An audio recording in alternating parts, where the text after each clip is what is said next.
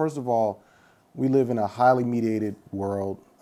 Everyone, I mean, we're in a time now where a lot of people are just looking at screens from the time they wake up to the time they go to bed, right? And that's just one form of media, way that our lives are mediated. So you need to, first of all, at a basic level, I think, just understand that our lives are being mediated, that we're being pushed and nudged in different directions, both in terms of like how we think about the world, how we think about fundamental things like our happiness, what makes us happy, what we want to be, what we want to do, but also about political things like who's in power, how we arrive in the kind of situations we're in. And I think that you have to be literate with the media to understand those questions. Another way to answer this is to say that we're also living through a time of crisis. We're not the first group of people to live through times of crisis, but we're dealing with crisis of what's called climate change. We're dealing with crisis of, racism, sexism, ableism, all these kinds of things. And I think that critical media literacy can help you understand what those things have to do with the mediated world we live in. Whereas without understanding that, you kind of are at the mercy of those technologies.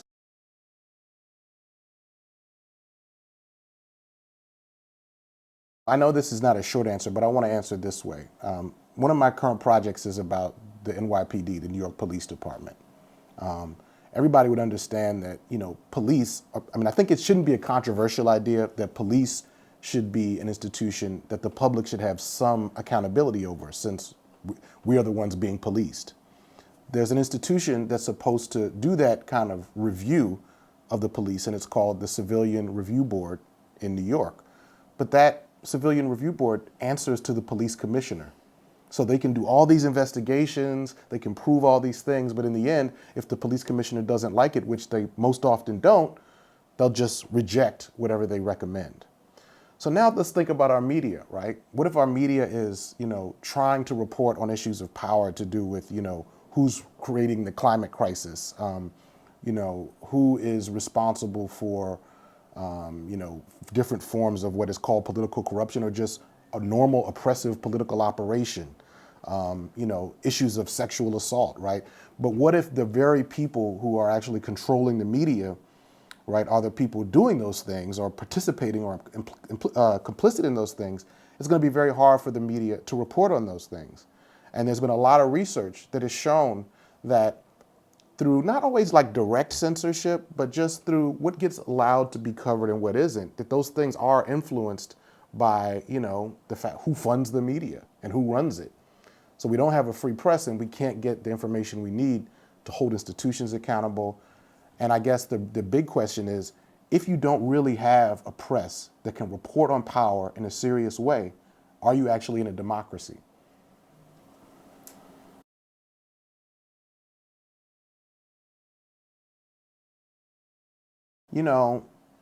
It's interesting. A lot of people that I know, people who I know who are kind of, scholars and involved in, or like, people who have like very formal levels of education are very concerned with these questions of politics and civic engagement, because that's part of what you learn. But a lot of people I know in my life who are not in those worlds, they're just like, I'm fed up with politics. I don't trust the media. And what's interesting is that these people are trying to think critically about the media, right? They know that there's something wrong. They may not have the language or the analysis to know what exactly is wrong, but they have a sense that something's wrong. But the problem is that because they don't trust the media, and so sometimes they see that the media is controlled by very wealthy interests.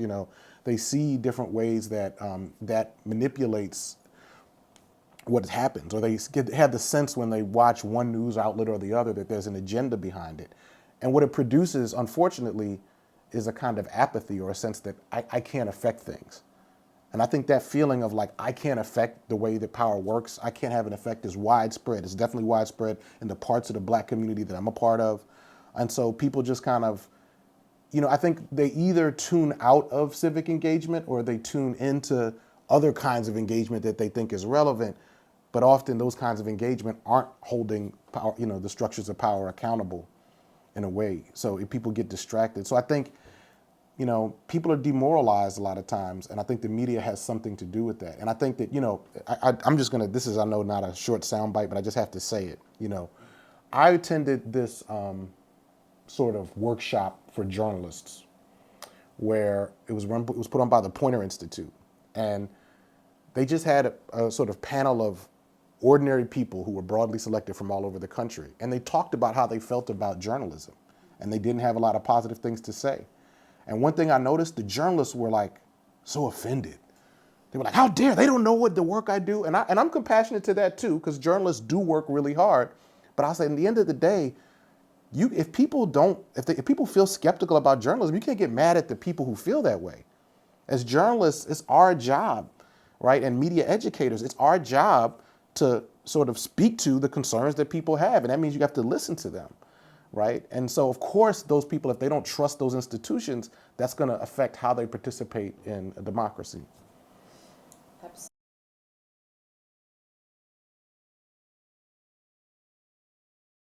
Well, one thing I think that's really important is for us to sort of understand what it really means to be independent. There are a lot of people who are not necessarily part of formal media structures, and so they imagine themselves as independent. But, I guess one question we have to ask is, how can we be independent from the dominant discourses that structure common sense, right? Because if you are sort of independent in the sense that you're making media with your own equipment, and you're freelance, or you have a small media business, but at the same time you have bought in, you kind of drinking the Kool-Aid in terms of the rhetoric that power is. Are you actually independent? What is that kind of independence? Or are you functioning very much in line with the forces that are oppressing us and producing the things we don't want? So I think that that's an ongoing question, and it definitely plays into elections, right? Because we're going to see, all kinds of, framings of issues intensify and sharpen during elections. Who we think is responsible for things.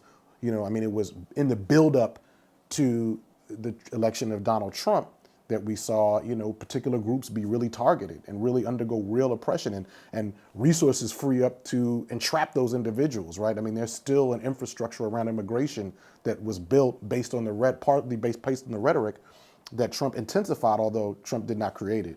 Obama had a lot to do with that as well.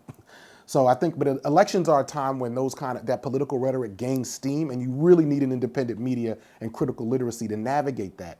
But then, once the election is over, you still need to now understand what's going on, right? There's a way where kind of the media cycle slows down afterwards, and maybe people aren't as concerned, but I think that's maybe in some ways when we need to pay attention even more.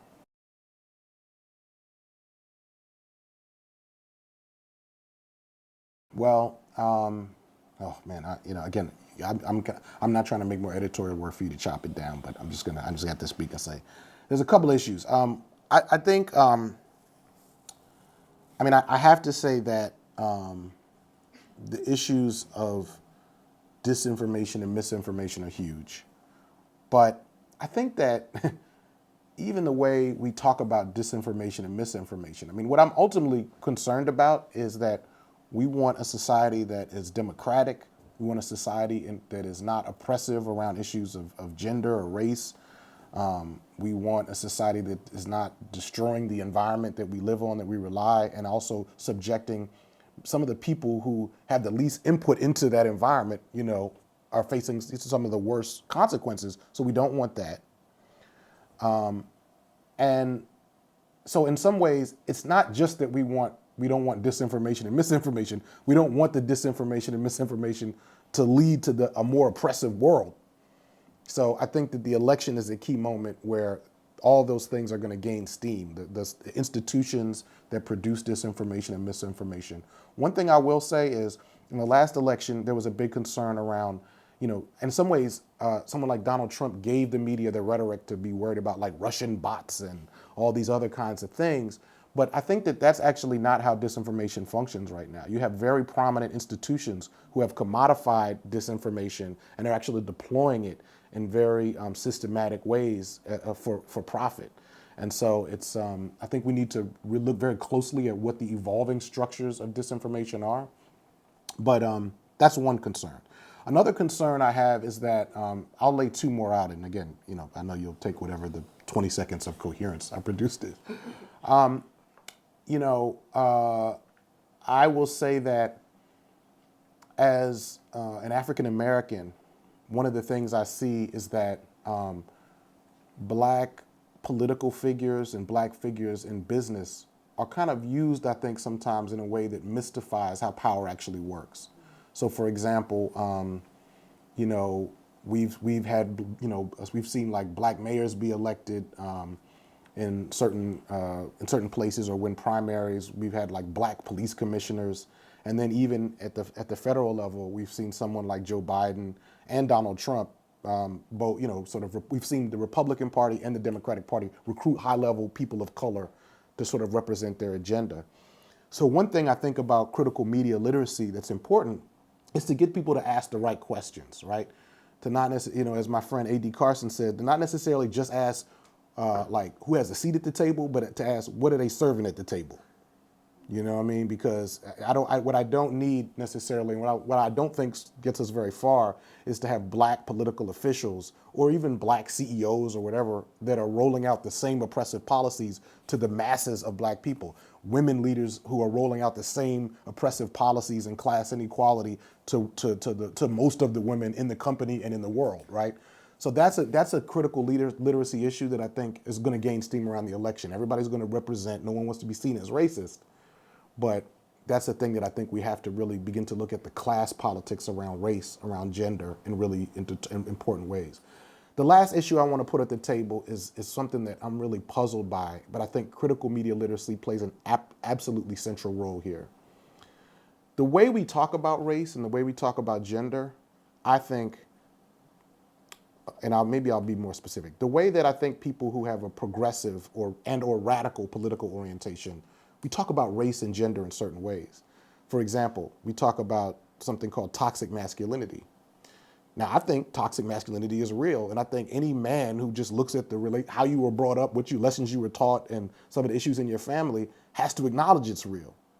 But I also think that we have a way of talking about some of these issues that I don't want to say we're alienating large parts of the population, but I will say that people who have not had like a course in feminism that really interrogates masculinity are confused by some of this stuff. There's a lot of men who don't understand what they're supposed to be doing as a man right now. And I think that a lot of really dark forces are taking advantage of that. And I think that that's the same applies to race. The way people understand race, there's a lot of white people who feel like suddenly they're victims, and they see any call for racial equality as like some people want to take something from them. People want them to feel terrible about who they are. And I mean, look, I do feel like the objective reality about America is that you have to feel terrible about where this country has been. At best, you could be like, I want to hope for this country to be something better. But my point is that I see an increasing number of people who have those concerns, and I'm not sure if the way that people who have a progressive political focus are talking in ways that relate to those people. And I think that critical media literacy has a role to play with sort of helping people to understand what do some of those concepts mean. What questions, if you want to think critically about something, what questions should you be asking? Because I think deep down, as much as people are confused by the media, people want to get to the truth, and they know people don't want to just be drinking the Kool-Aid. They want to think critically, and I think critical media literacy has to be. We have to take the leadership and say, yes, here are the tools. There's a way to do this. There's a way to ask the questions you want, and that skeptical instinct you have, you might not have the answer I have, but you're right to be skeptical, and that's what I think we have to make a central part of education. I don't know why I wasn't taught that in every phase of my education, from K all the way through like graduate education. But I think that really is what we need. And Project Censored plays a key role in that project.